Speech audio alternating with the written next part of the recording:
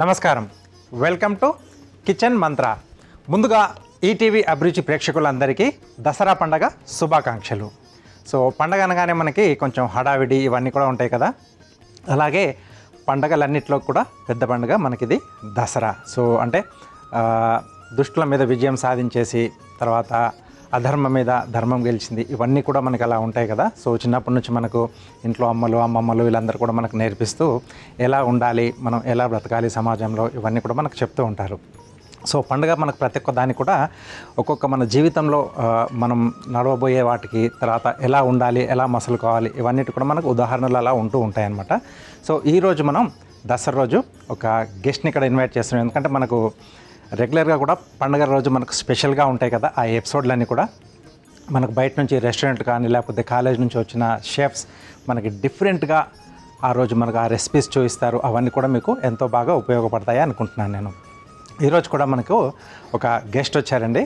So ఆయన కూడా నాకు ఒక మంచి డిష్ ఈజీగా రెడీ అయ్యేది చూపిస్తానని చెప్పారు. సో మరి లేట్ చేయకుండా ఆ షెఫ్ని వెల్కమ్ చెప్పేద్దామా. సో లెట్స్ వెల్కమ్ పండు గారు. హలో షెఫ్, నమస్కారం. నమస్కారం అండి. సో ముందుగా మీకు కిచెన్ మంత్రాకి వెల్కమ్. అలాగే మీకు దసరా పండుగ శుభాకాంక్షలు. థ్యాంక్ యూ అండి. అట్లా మీకు ఈటీవీ ప్రేక్షకులందరికీ కూడా దసరా శుభాకాంక్షలు అండి. ఓకే షెఫ్, సో నేను ఆల్రెడీ మా వాళ్ళకి కమిట్ అయిపోయాను. సో మాకు ఈరోజు ఒక స్పెషల్ గెస్ట్ వస్తున్నారు, ఒక మంచి డిష్ వాళ్ళకి చూపిస్తారని చెప్పేసి ప్రామిస్ చేశాను. ఈరోజు మనం కోవా కచోరీ చేస్తున్నామండి. కోవా కచోరీ, స్వీట్ కచోరీ అనగానే మామూలు జనరల్గా మనకు హాట్లో కనిపిస్తూ ఉంటుంది, డిఫరెంట్గా ఇస్తూ ఉంటాం. సో మీరు స్వీట్లో ఇస్తున్నారు. అట్లాగే మనకి దసరా స్పెషల్లో నైవేద్యంగా ఫస్ట్ మనం పెట్టేది స్వీట్ కాబట్టి దాన్ని కచోరీగా కన్వర్ట్, క్రిస్పీగా అట్లా కొద్దిగా డిఫరెంట్గా ట్రెడిషనల్కి తగ్గట్టుగా చేయాలి అన్నట్లు కొద్దిగా యూనిక్నెస్గా తీసుకురావడం జరిగిందండి ఇది. Okay okay okay okay great great great. చూశారు కదా. సో నేను చెప్పాను, మీకు ప్రామిస్ కూడా చేశాను కదా, మా గెస్ట్లు వస్తారు, మీకు డిఫరెంట్గా అంటే మీరు ఎక్స్పెక్ట్ కూడా చేయరు అలాంటి డిష్లు వాళ్ళు ప్లాన్ చేసుకొని తీసుకొని వస్తారు. సో షెఫ్స్ అంటేనే అంతే కదా, కొత్తగా క్రియేటివిటీ చేస్తూ ఉంటారు.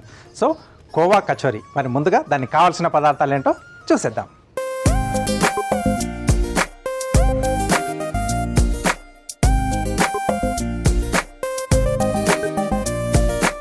ఓకే, సో కావాల్సిన పదార్థాలన్నీ ఇక్కడ సిద్ధంగా ఉన్నాయి. షెఫ్ మొదలు పెట్టేద్దామా? Yes sir. ముందుగా మనం ఏదైతే కోవా కచోరీకి కచోరీ పిండికి రెడీ చేసుకుందాం షెఫ్. ఓకే, కొద్దిగా నానితే కనుక మనకి ఆ ఫ్లఫింగ్ అనేది, క్రిస్పీనెస్ అనేది కొద్దిగా మంచిగా వస్తుంది. ఓకే, సో ఇక్కడ గోధుమ పిండి. గోధుమ పిండి షెఫ్. సో పండగ కాబట్టి కొంచెం హెల్తీగా కూడా ఉండాలి అని చెప్పేసి జనరల్గా మనం మైదాతో చేస్తాం. మైదా వాడతాము. ఓకే షెఫ్, నెక్స్ట్ ఏంటి గోధుమ పిండి తర్వాత?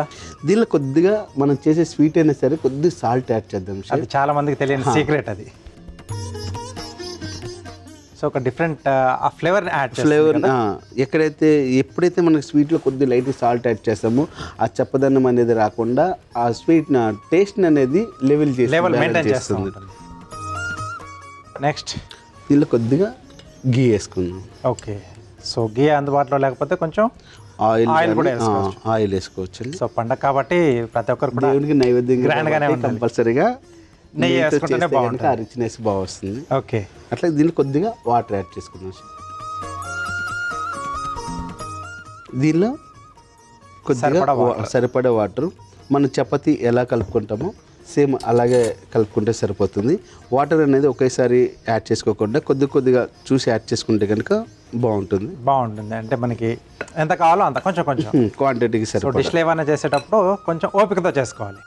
లూజ్ అయిపోతే కనుక మనకి ఆ క్రిస్పీనెస్ రాదు షేప్, అది ఆయిల్ అంతా పీల్చినట్టు అనిపిస్తుంది.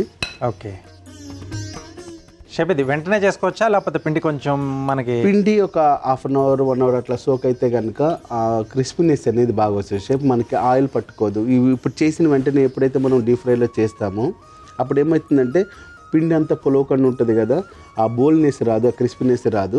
జస్ట్ మనకి అట్లా ఫ్రై చేసి ఉంటుంది కాబట్టి మనం ఏదైతే నైవేద్యంగా పెడుతున్నామో ఆ ఫ్లఫీ అనేది రాకుండా గట్టిగా అవుతుంది. అలా కాకుండా ఉండాలంటే ముందుగానే మనం కలిపి పెట్టుకుంటే కనుక అది బాగా బోల్నెస్గా ఫ్లఫీనెస్గా వస్తుంది. ఏమన్నా మీరు రెడీ చేసి పెట్టారా ముందుగానే కొద్దిగా కలిపి పెట్టినాం షేప్. ఓకే, ఓ ఇక్కడే పెట్టారా? ఇదే కదా ఇది. ఈ రకంగా ముందుగానే కలిపెట్టుకుంటే కనుక చూసారు షెఫ్ ఇది ఎంత స్మూత్గానే మనకు పొంగినట్టుంది. ఇది ఇలా చేయడం వల్ల ఏంటంటే క్రిస్పీనెస్గా కరకరలాడుతూ వచ్చేస్తుంది. మనం కచోరీ అనగానే కరకరలాడుతాం, పైన లేయర్ మొత్తం గట్టిగా ఉంటుంది కాబట్టి అది అనేది దీనిలో వచ్చేస్తుంది. సో నెక్స్ట్ ప్రాసెస్ మనం కోవా అన్నాం కాబట్టి ఆ కోవాకి సంబంధించిన మెజర్మెంట్ స్టఫ్ రెడీ చేసుకుందాం. ఓకే, లోపల స్టఫ్ చేసేది. సో కచోరీ అనగానే ఎక్కువ కొనం కారం, మూంగ్ దాల్ కచోరీ ఇవి ఉంటాయి కాబట్టి ఇక్కడ మీరు స్వీట్ చేస్తున్నాం కాబట్టి. ఓకే, సో దీంట్లో ఏమేమి వేసేసుకోవాలి? దీనిలో ముందుగా కోవా తీసుకుందాం షెఫ్. సో పచ్చికోవా. ఒకవేళ స్వీట్ కోవా ఉంటే దాంట్లో స్వీట్నింగ్ అనేది మనం చూసి యాడ్ చేసుకోవాలి. ఓకే,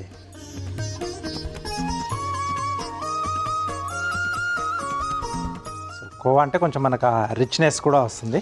కోవా కచోరీ కాబట్టి ఆ కోవాతో చేస్తే ఆ తింటున్నప్పుడు ఆ ఫ్లేవర్ కూడా బాగుంటుందండి. సో దీంట్లో దీంట్లో మనకి డ్రై ఫ్రూట్స్ యాడ్ చేసుకుందాం షెఫ్. దీనిలో పిస్తా, ఓకే, తరిగిన పిస్తా, అలాగే బాదం, ఓకే, కిస్మిస్. ఎస్, సో కిస్మిస్ వేశారు. ఇంకా ఏమేమి పడుతున్నాయి దీంట్లో? కిస్మిస్ తర్వాత నెక్స్ట్ మనకి జీడిపప్పు కదండి. తర్వాత ఇప్పుడు జీడిపప్పు. దీనిలో ఫ్లేవర్ కోసం నేను కొద్దిగా జాజికాయ పొడి వాడుతున్నాను. యాలకుల పొడి కాకుండా జాజికాయ. సో ఇది కొంచెం యాలకుల పొడి కంటే కొద్దిగా తగ్గించి వేస్తాను ఆ ఫ్లేవర్ కోసం అంతే. ఓకే, అట్లాగే యాలకుల పొడి.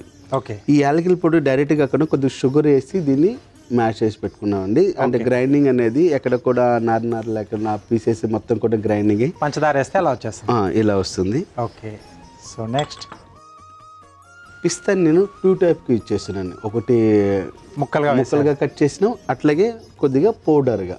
వావ్, సో ఫుల్ రిచ్గా అనమాట. వేసేసేయండి, పండగే కదా, అమ్మవారికి పెట్టేస్తున్న తర్వాత మనమే తింటాం. అట్లాగే నెక్స్ట్ షుగర్ పొడి అండి. ఇదంతా కూడా మిక్స్ చేసుకుందామండి. ఓకే,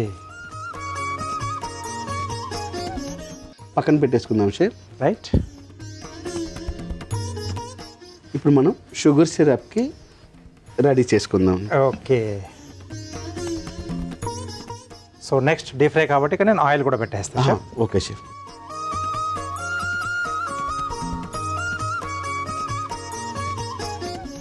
ఓకే, మనం తీసుకుంటున్న క్వాంటిటీకి సరిపడా షుగర్ అనేది యాడ్ చేసుకుంటున్నామండి. ఓకే, నేనైతే డైరెక్ట్గా వేసేస్తున్నాను. ఓకే, ఒక 1/2 కప్ అట్లా తీసుకుందాము. దీనిలోకి అట్లాగే కొద్దిగా వాటర్ యాడ్ చేసుకుందాము. సో ఇది ఎలా మనకు కొంచెం లేత పాకము, మరి టోస్టింగ్ కాకుండా, మరి థిక్నెస్ కాకుండా మనకి చేతితో పట్టుకుంటే ఇలా థిక్నెస్ వచ్చేలాగా ఉంటే సరిపోతుందండి. ఏదైతే మనకు కచోరీలో యాడ్ చేసుకుంటున్నప్పుడు పైన ఒక లేయర్కి లైట్గా పట్టుకునేలాగా ఉంటే సరిపోతుంది. ఆ పాకాన్ని పీల్చుకునేలాగా ఉంటే సరిపోతుంది. ఓకే, బాదుషాకి ఏ రకంగా మనం పాకం రెడీ చేసుకుంటామో ఓకే సేమ్ అదే టైప్ ఉంటే కనుక సరిపోతుంది షేప్. రైట్, అట్లాగే ఇప్పుడు దీనిలో కొద్దిగా కుంకుమ పువ్వు యాడ్ చేసుకుందాము. Okay, richness.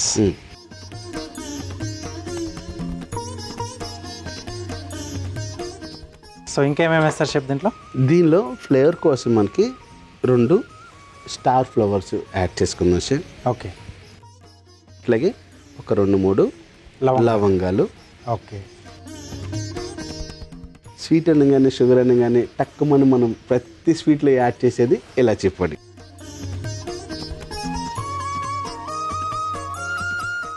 ఓకే, సో ఇప్పుడు పాకం రెడీ అయిపోయింది, స్టవ్ ఆఫ్ చేసేసారు, బంద్ చేస్తున్నాం షెఫ్.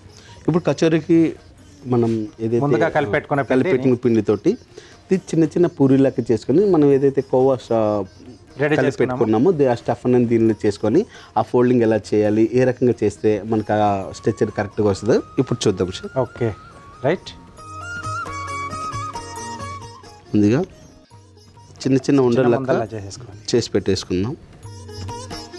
సో సైజ్ అనేది మన చాయిస్. సో ఇంట్లో చేసుకుంటున్నాం కాబట్టి నైవేద్యంగా పెట్టుకోవడానికి మనకు మార్కెట్లో దొరికి కచోరీ ఆ పెద్ద సైజు కాకుండా చిన్న చిన్న కూడా మనకి ఎలా అయితే అలా చేసుకోవచ్చు. అవును. సో స్వీట్ ఎక్కువ తినడం వల్ల చిన్న చేసామనుకోండి ఒకటి ఈజీగా తినగలుగుతాం. ఈ మధ్య అన్నీ కూడా కంట్రోల్ అయిపోయారు, బట్ పండుగలు అన్నప్పుడు అన్నీ తినేస్తారు. మీడియంగా ఇప్పుడు మన ఇంట్లో పూరి చేసుకుంటున్నప్పుడు ఏ సైజ్ తీసుకుంటున్నాం మినిమం అంత తీసుకుంటే సరిపోతుంది shape. Okay chef. Okay,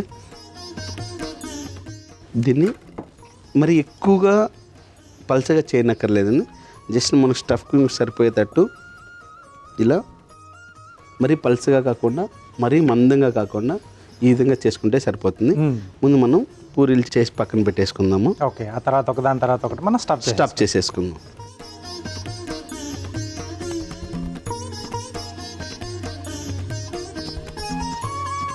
okay, so ఇప్పుడు స్వీట్నింగ్ ఇప్పుడు దీంట్లో మనం పంచదార యూజ్ చేసాం కదా, అవును. బెల్లం వాడుకోవచ్చు, లేకపోతే ఖర్జూరం డ్రై ఫ్రూట్స్ కాబట్టి దాన్ని కూడా యూజ్ చేసుకోవచ్చు షెఫ్. దీనిలో మనం షుగర్ పొడి వేసినాం కదా, అది కాలేదు అంటే కొద్దిగా హనీ కూడా యాడ్ చేసుకోవచ్చు. స్వీట్నింగ్ అనేది మన చాయిస్. ఓకే, సో నెక్స్ట్ ముందు కలిపి పెట్టుకున్న కోవాని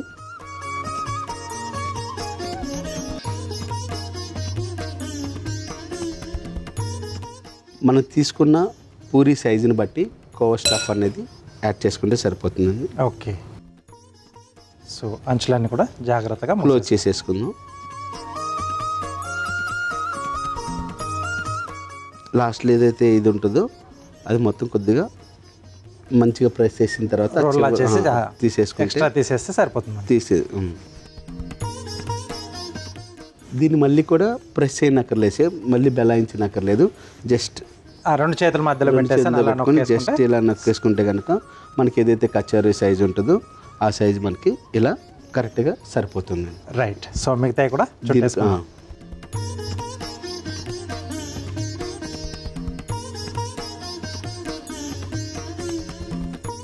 సో ఓకే షెఫ్, రెడీ అయిపోయినాయి సార్. సో నూనెలో వేసేద్దాం.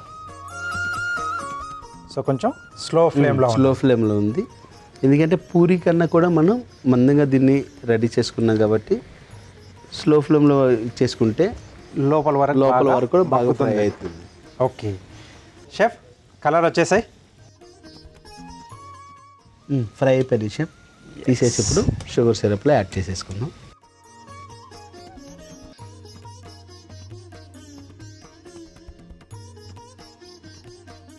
సో లైట్ అలా కోటింగ్లా వస్తుంది షుగర్ అనేది.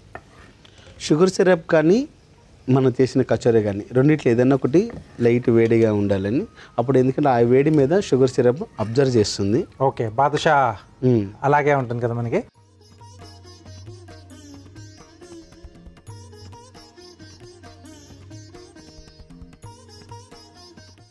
ఓకే, దీన్ని ఇప్పుడు ప్లేటింగ్లోకి తీసేసుకుందాం.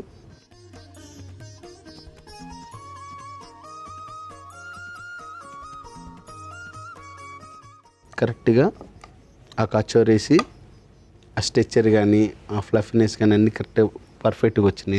పాకం లేసిన మంచిగా గ్లేజినెస్ వచ్చింది, లుక్ అనేది కూడా బాగా వచ్చింది. ఇంకా మనకి ఇది షుగర్ సిరప్లో మనం యాడ్ చేసుకున్నాం కాబట్టి ఇంకేదైనా మీకు ఎక్కువ షుగర్ తినాలి అనుకుంటే కనుక మీరు అన్నట్టు చిన్న హోల్ చేసుకొని దానిలో కొద్దిగా షుగర్ యాడ్ చేసి తిన్నా కానీ ఇంకా స్వీట్నెస్, ఎందుకంటే కొంతమంది ఎక్కువ స్వీట్ తింటారు, స్వీట్ అనేది ఎక్కువ వాళ్ళకి ఆ షుగర్ తిన్నప్పుడే ఆ స్వీట్నెస్ అనేది స్వీట్ తిన్న ఫీలింగ్ వస్తుంది. అక్కడ మనం ఆ చట్నీ వేసుకున్నట్టు కొంచెం ఈ పాకం వేసేసుకుంటే ఆ కోవాలో కూడా సాస్ వెళ్తుంది కాబట్టి ఇంకా జ్యూసీగా కావాలి అనుకుంటే కనుక అట్లా డెఫినెట్గా చేసుకోవచ్చు. ఓకే, సో నెక్స్ట్ ఇప్పుడు దీనికి కొద్దిగా గార్నిష్ కోసం ఇందాక పిస్తా పౌడర్ ఏదైతే మనం చేసినామో అట్లా పిస్తా పౌడర్ యాడ్ చేసుకుందాం. సో స్వీట్ హౌస్లో వెళ్తే మనకి ఇవన్నీ కూడా డెకరేటివ్గా కనిపిస్తాయి, చూడగానే అట్రాక్టివ్గా ఉంటాయి కదా. అవును chef. So next okay, so ఇవన్నీ కూడా కొంచెం మీరు టైం ఉంటుంది చేసుకోగలం అనుకుంటే షెఫ్ చేసినట్టుగా స్వీట్ షాప్ లుక్ తీసుకొస్తున్నారు షెఫ్, ఎందుకంటే ప్రొఫెషనల్ ఎలాగైనా ప్రొఫెషనల్గానే ఉంటారు. సో వెండి రేకులు మనకు మార్కెట్లో దొరుకుతాయి కదా, ప్రతి కిరాణా షాప్లో కూడా దొరుకుతూ ఉంటుంది. సో తెచ్చేసుకొని పెట్టుకుంటే గెస్ట్లకు మనం ఇచ్చేటప్పుడు సూపర్గా లుక్ ఉంటుందన్నమాట.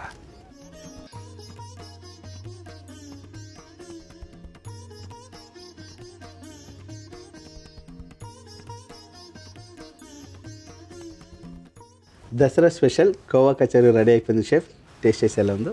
ఓకే, సో ముందుగా ఈరోజు అమ్మవారు ఉన్నారు కాబట్టి అమ్మవారికి ముందుగా మనం నైవేద్యం పెట్టేసి ఆ తర్వాత ప్రసాదంగా తీసుకుంటే ఆ రుచి ఇంకా బాగా పెరుగుతుంది కదా. ఓకే, సో అమ్మవారికి నైవేద్యం పెట్టిన తర్వాత మేము టేస్ట్ చేసాం. దానికంటే ముందుగా దీనికి కావాల్సిన పదార్థాలు, దీని తయారీ విధానం మీకోసం మరోసారి. కోవా కచోరీ తయారు చేసుకోవడానికి కావాల్సిన పదార్థాలు: పంచదార, కుంకుమ పువ్వు, యాలకుల పొడి, నెయ్యి, పచ్చికోవా, లవంగాలు, అనాస పువ్వు, నల్ల యాలకులు, జాజికాయ పొడి, పంచదార పొడి, గోధుమ పిండి, పిస్తా పొడి, కిస్మిస్, తరిగిన బాదం, జీడిపప్పు, తరిగిన పిస్తా. కోవా కచోరీ తయారు చేసుకునే విధానం: ముందుగా ఒక మిక్సింగ్ బౌల్లో గోధుమ పిండి, ఉప్పు, నెయ్యి, నీళ్లు పోసి చపాతీ ముద్దలా కలుపుకోవాలి. ఇప్పుడు మరో మిక్సింగ్ బౌల్లో పచ్చికోవా, తరిగిన పిస్తా, తరిగిన బాదం, కిస్మిస్, జీడిపప్పు, జాజికాయ పొడి, యాలకుడి పొడి, పిస్తా పొడి, పంచదార పొడి వేసి కలుపుకోవాలి. ఇప్పుడు స్టవ్ ఆన్ చేసి డీప్ ఫ్రైకి నూనె వేడి చేసుకోవాలి. మరొక స్టవ్ ఆన్ చేసి ప్యాన్లో పంచదార, నీళ్లు, కుంకుమ పువ్వు, అనాస పువ్వు, లవంగాలు, యాలకుల పొడి వేసి పాకం పట్టుకోవాలి. ఇప్పుడు కలిపెట్టుకున్న చపాతీ ముద్దను చిన్న చిన్న ఉండల్లా తీసుకొని చిన్న పూరీలా ఒత్తుకొని పక్కన పెట్టుకున్న కోవా మిశ్రమాన్ని మధ్యలో స్టఫ్ చేసి క్లోజ్ చేసి కచోరీలా ఒత్తుకొని వేడి నూనెలో వేసి డీప్ ఫ్రై చేసుకొని తీసి చక్కెర పాకంలో వేసి రెండు వైపులా అద్దుకోవాలి. ఆపై సర్వింగ్ ప్లేట్లోకి తీసుకొని పైనుంచి పిస్తా పొడి, సిల్వర్ పేపర్తో గార్నిష్ చేసి సర్వ్ చేసుకుంటే khoa kachori ready.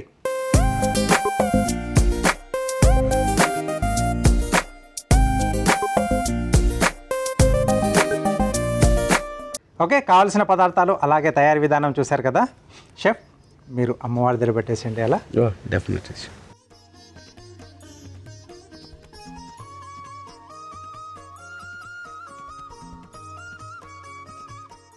Okay, so అక్కడ నైవేద్యం అక్కడ అమ్మవారికి పెట్టేసాం. ఇప్పుడు నెక్స్ట్ కార్వింగ్ ఆర్ట్.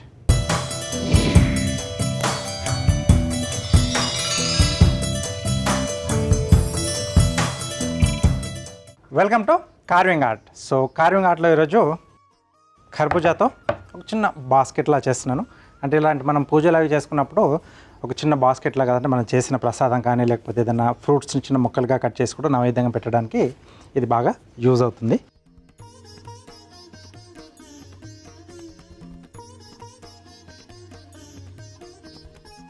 ఓకే,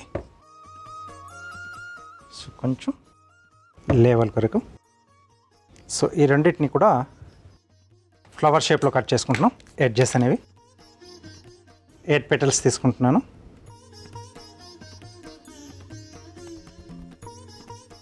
ఇప్పుడు కర్బూజాతో చేస్తున్నారు కాబట్టి ఓకే షేప్.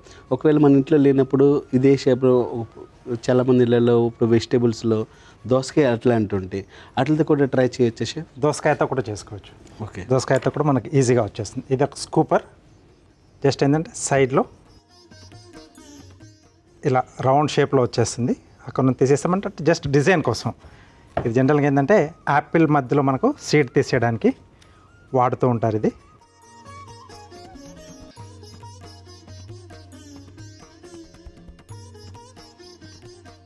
రంధ్రంలా వచ్చేస్తుంది మనకి ఇది తీసేసుకుంటే.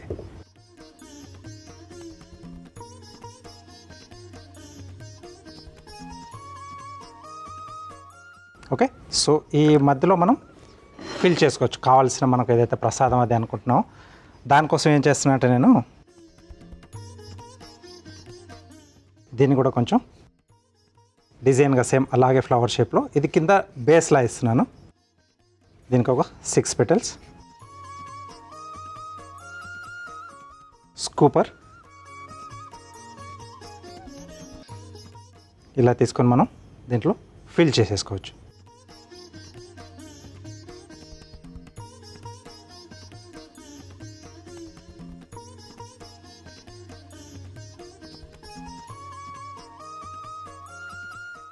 అలాగే ఇది ఇందాక మనం కట్ చేసుకున్నట్టే ఎడ్జెస్. ఇది నేను బేస్ ఇస్తున్నాను కొంచెం ఎలివేట్ చేయడానికి. మనం ఏదైతే బౌల్ చేసుకున్నామో దానికి కొంచెం స్టాండ్ లాగా వస్తుంది. సో ఇక్కడ ఇది ఇలా వచ్చేస్తుంది.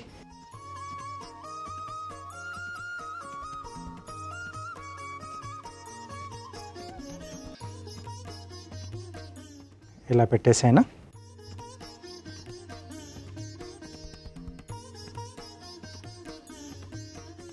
ఓకే, బేస్లో కింద మనకలా స్టాండ్ లాగా కూడా ఉండిపోతుంది. చాలా బాగుంది.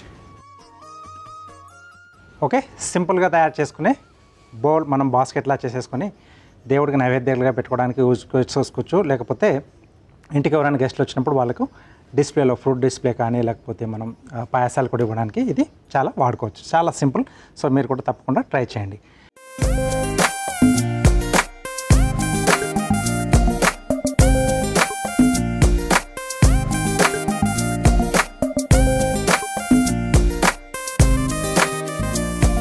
షెఫ్ చిట్కాలో మీకోసం ఒక మంచి చిట్కా. షెఫ్ చిట్కాలో మీకోసం ఒక మంచి చిట్కా. సో బెండకాయతో వంటలు చేసేటప్పుడు చాలామంది కూడా ఆ జిగురు వల్ల ఎక్కువగా తినలేరు. అలా జిగురు రాకుండా ఉండాలంటే సింపుల్ చిట్కా. ఒకటి, మనం నూనె వేయకుండా ఫస్ట్ కొంచెం ఆ బెండకాయ ముక్కల్ని డ్రైగా రోస్ట్ చేయాలి. రెండోది వచ్చేసి బెండకాయలు మనం ఒకవేళ ఉడికించేటప్పుడు అంటే గ్రేవీలో మూత పెట్టకుండా ఓపెన్గా ఉడికిచ్చేస్తే ఆ ఆవిరి ఆ జిగురు ఏదంతుందో బయటికి వెళ్ళిపోయి జిగురు రాకుండా మనకు ఆ డిష్ వచ్చేస్తుంది. చూసారు కదా, చిన్న చిన్న బాస్కెట్స్ మనం ఇలా డిఫరెంట్ ఫ్రూట్స్లో చేసుకోవచ్చు. పైనాపిల్లో చేసుకోవచ్చు, వాటర్ మెలన్లో చేసుకోవచ్చు, ఇలా మస్క్ మెలన్లో చేసుకోవచ్చు, పంకిన్లో కూడా చేసుకోవచ్చు. మీకు నచ్చిన వెజిటబుల్తో ఫ్రూట్తో మీరు ట్రై చేయండి. Next tasting time. Okay chef, so నైవేద్యం కూడా పెట్టేసాం, తీసుకోండి. Taste chef. మీరు కూడా ఒకటి తీసేసుకోండి.